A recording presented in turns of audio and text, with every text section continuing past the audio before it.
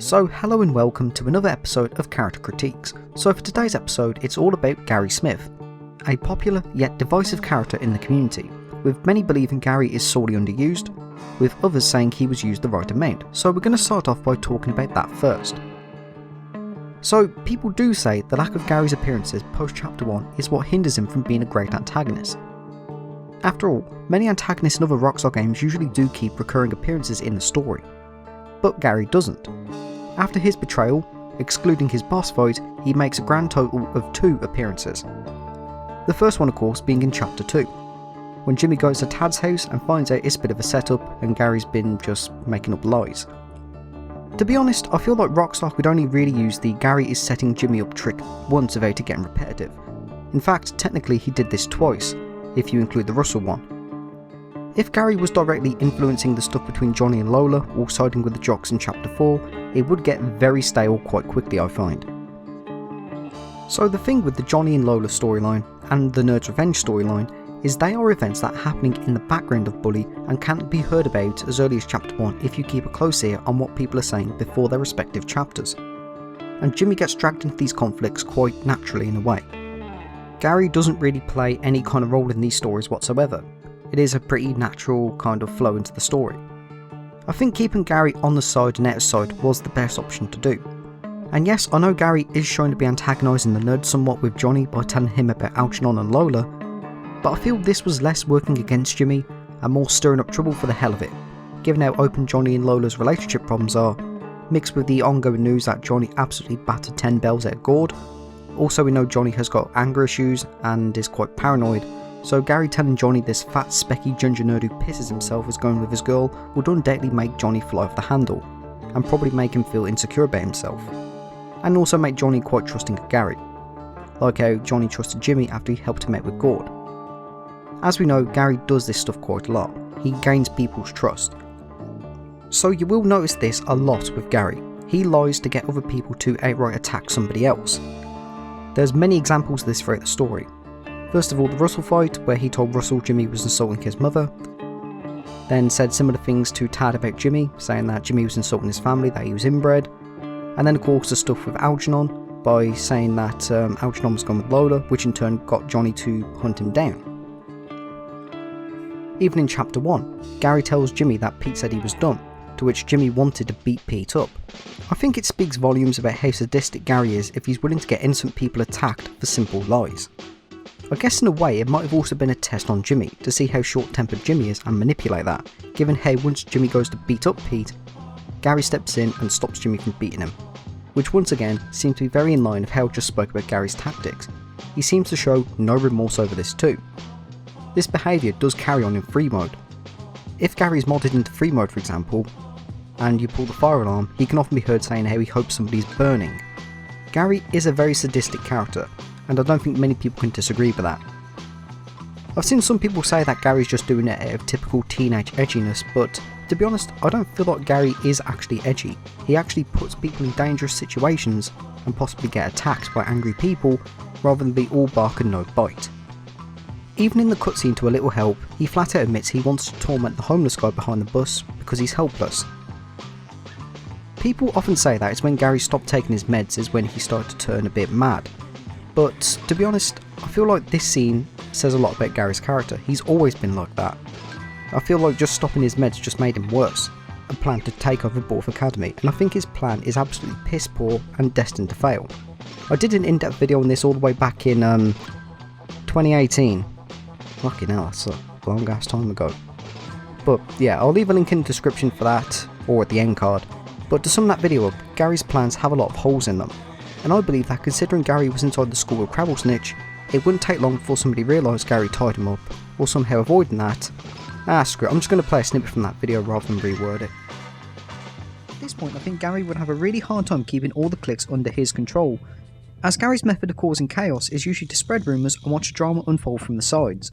But if he's the king of the school, it would be rather difficult for Gary to talk to a clique about what somebody else did to their friends, as somebody would most likely see them. After all it takes is somebody with a camera to take pictures of Gary meeting with a clique. After all, Johnny Vincent hired Jimmy to do just that with Gordon Lola, and then Gary's plans would soon come to an end.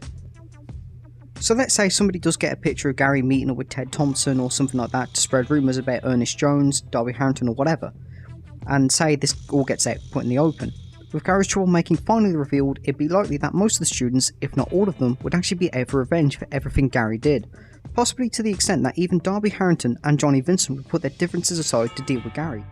So I haven't spoken much about Gary's introduction, and many do say it's clear he was going to be the antagonist from the get-go, and I agree.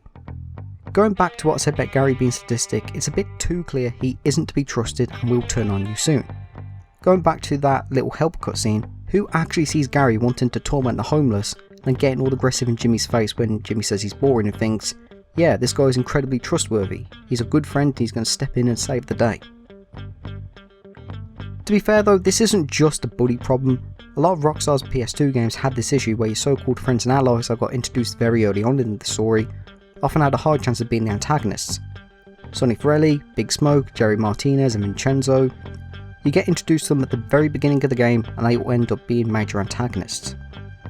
So Gary is a planner, he's not a fighter at all, and it shows consistently in Chapter 1. If you pay attention to the missions he features in, outside the bully's part and help Gary, he doesn't do anything, he gets Jimmy to do the bulk of the work. For missions like This Is Your School and Slingshot, of course they're more tutorial missions, but the rest of the missions he appears in, he just tells Jimmy what to do and Jimmy does them. A little help, he drags Jimmy and Pete to try and harass the homeless, then runs off of course. In Defend Bucky he stays behind and demands Jimmy help the nerds. Gary rarely intervenes at all. He seems to take pleasure in just letting others do the work for him, as mentioned above in how he gets people to attack others. All he does is tell a few lies and watch the trouble unfold. A fighter he is not. In many ways I can see Gary in a similar way to Dmitry Raskolov from GTA 4. They both share quite similar traits. Namely how they're both consistently scheming to get to the very top, even if it means screwing over their own mothers in the process. But they're also not fighters, and come tumbling down like a Jenga tower. I noticed another similarity is how they both try to interfere and set up the protagonist multiple times, like Gary's initial betrayal in luring Jimmy to the arena with Russell to get beaten up, or Dmitry lured Nico to a warehouse to get him ambushed by Ray Borgren and his gang. Even when the protagonists chase them down, they seem to behave in the same way, trying to run off when the protagonists give chase them. Gary runs to the rooftop, and Raskolov flees by helicopter. I think both characters are very similar in that way. Gary's just a bit more sadistic and Raskolov is just an untrustworthy weasel. So regarding Gary's boss fight, I've seen a few people say he was a bit weak for a final boss and he should have been harder to accommodate the fact that this is the climax of the game. Of course it's called Final Showdown. But I think it's a great reflection of who Gary is. He is not a fighter, he is a planner. And the fight between Jimmy and Gary is like yin and yang. Gary's the brains and Jimmy's the brawn. Had Gary not backstabbed Jimmy, they likely would have made a very formidable team. In fact, I think Chapter 5 is a great example of this. It shows how both Jimmy and Gary both win over each other in their own special fields, if that makes sense. I'm not wording that correctly, but let me explain. I'll be going over Gary's plans initially. So, as I've said about multiple times in the video, Gary is not a fighter. And it does show initially in Chapter 5, where Gary did win over Jimmy. He managed to knock Jimmy off a ladder, losing his popularity and his reputation and having him expelled without even needing to lay a finger on him. Gary we don't see much of after his initial betrayal, but that's because he was in the shadows plotting with the townies, waiting for that perfect time to strike. And when the opportunity showed himself, when Jimmy went off to tag City Hall, he wasted no time in executing those plans. Knowing Jimmy would be away for a few hours, he had a few hours to unleash as much chaos as he could, so when Jimmy gets back he's confronted by a lot of angry people. Bide some more time, and then tell Crabblesnitch who was behind the offensive City Hall tag, then get rid of Jimmy by having him sent home and pretty much take control of the school from there, considering he now has the trust of the principal. Now initially, as said, Jimmy lost here because Jimmy had no idea what Gary was doing at all, and from Jimmy's point of view, he did not care one bit. Jimmy just wanted to move on with his year at Bullworth. I'd imagine Jimmy's mindset was something like, Gary hates me, I don't care. While Pete on the other hand clearly had some anxiety about Gary being up to something. The events of Chapter 5 do come as a shock to Jimmy because of it, leaving Jimmy with all these problems he has no idea how to deal with. In fact, I just said about Pete worrying about Gary's plans, I feel like his tone at the end of Making a Mark clarifies that. He knew something was going to happen, just not when. So that was Gary's victory. It was complex, it took time and careful planning. The fact that Gary waited the better part of a year to unleash his plans shows that Gary perfectly waited for that one moment after months of careful planning. Earlier I said that Gary and Jimmy were like yin and yang.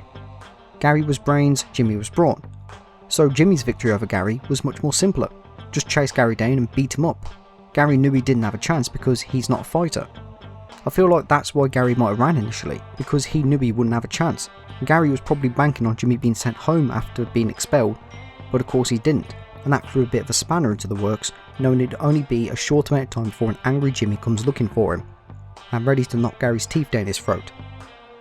So, fun fact about Gary is he's the only boss who actually runs away from Jimmy initially. Darby ran off as a tactical thing to trap Jimmy in the trophy room, and Edgar does run off to try and lure Jimmy down into the acid pit room. But Gary just runs off. I'm not sure if this was a tactical thing or not, and cut content did say that a deleted objective in Complete Mayhem was going to be Jimmy having to chase Gary all across the school before Gary then runs off to the roof. I feel like Gary went to the roof in the hopes that Jimmy would either fall off or not bother going up there since it's under construction and would be insanely dangerous. I think it's a subtle thing that separates Gary from the other cliques. All of them were willing to fight right off the bat except for him. Gary ran until he couldn't go anywhere else, in this case the very edge of the clock tower. Now when it comes to what happened to Gary, I feel like that was handled quite badly. I wish there was a bit of an epilogue that explained what happened to him, because we know he gets expelled, but is that it really? That's the only repercussion Gary gets? I don't really want to compare Bully to the likes of GTA or Red Dead, but I always liked the closure you got in how the Antagonist's death and how it affected the series in some way. Like how in Vice City for example, his heavily implied Sonny Ferretti's death is why the Ferrettis are so weak in Liberty City stories in GTA 3. Tommy killing Sonny and crippling the plans for their expansion down in Vice City pretty much led to their downfall. Now of course, Bully doesn't have a sequel, at least as of making this, and probably another 20 years from making this video. But one of the things that Bully did is having NPC quotes that change over time. You listen in chapter 1, you'll see a lot of people mentioning the new kid, and then when you get to chapter 5 you'll hear from Bad Maven Jimmy and blaming him for whatever's going on. I feel like there could have been something like that with Gary that hinted at his fate in a way. Maybe something about being arrested or hospitalised after his fall. Now I know it's a common headcanon in the community that he got sent to Happy Vault's Asylum, and I really do like that headcanon. Gary worked as hard as he possibly could to take over Borth Academy, only to lose everything and have what he did to Johnny Vincent happening to him. Now he's the one who's locked up in a dirty insane asylum and no one really knows where he is, and considering how unpopular Gary is in the school as well, no one really cares about that, and Jimmy certainly isn't going to come and break him out either. But yeah, in closing, I think Gary Smith is a great character. For a character who has such a small amount of on-screen time, he does have a lot of depth and personality to him. He's very memorable in that way. And I think he should have had a much bigger role overall. But I feel at the same time they did the best they could with him. After all, if Gary kept being shoehorned into every single chapter as being the mastermind behind it, it really would have just made him quite tiresome, if that makes sense. And that's the video. I hope you enjoyed this episode of Character Critiques. Thank you for watching and have a great day.